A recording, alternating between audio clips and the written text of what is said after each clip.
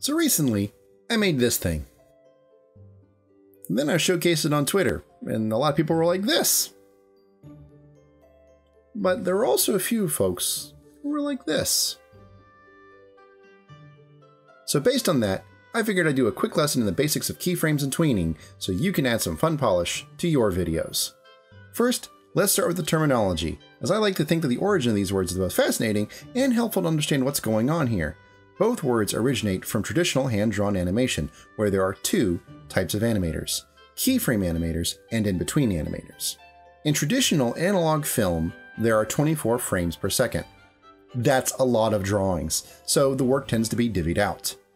Keyframe animators draw the frames that happen at semi-regular intervals, like every second or half second. But if played back at that frame rate, it would be super choppy. The keyframe animator's job is to ensure the quality of the animation by providing this very backbone to it. An in-betweener's job is to fill in the gaps in between the keyframes in order to ensure the animation frame rate is correct and creates the proper illusion of motion. They are providing the meat of the animation. In-betweening is sometimes shortened to tweening.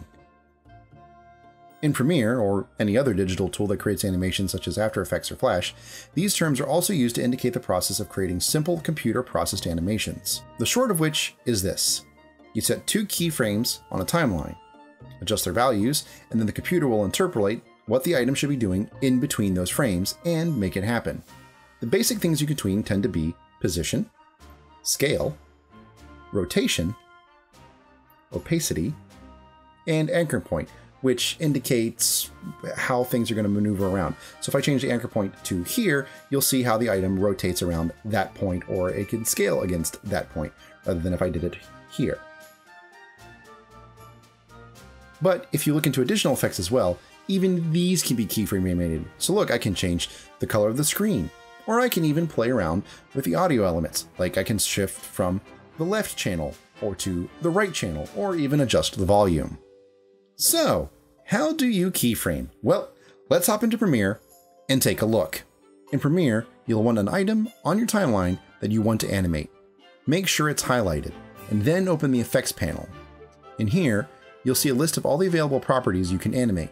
For now, we'll do Position, as it's one of the easiest to see in action.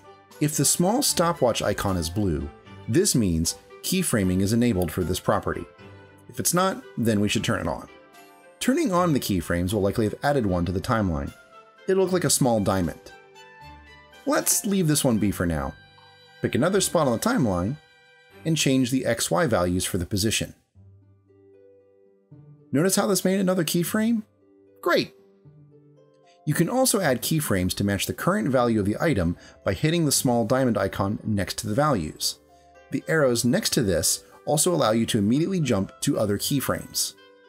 Cool! So now if you scrub in between your keyframes, you'll see your object moving. Congrats! You've done a keyframe animation. Try playing around with a few of the other properties and adjusting their values with keyframes and see what you can do. You may notice there's sort of a dullness or unreal quality to the animation. Well, that's because physics. Objects just don't start or stop abruptly. They must overcome inertia in order to move or decelerate in order to stop. And oddly enough, your brain picks up on this. Thus, enter easing. Easing allows the animation to make a more fluid movement. While there are a plethora of options, the main ones to note are ease out and ease in. When something eases out, it'll start slow before accelerating towards its target. Easing in will make it so an item decelerates before it arrives at its end effect. So, if we make this item move across the screen and apply ease out to the initial keyframe and ease in to the result keyframe, you can see how it will be slow to start, and then slow down as it finishes. Let's compare it side by side with no easing. Doesn't that feel better? More right? Yeah, we thought so too. So those are the basics of keyframing. You can even use multiple keyframes to achieve additional effects within the same timeline. Let's watch that Mario Maker logo again in slow motion.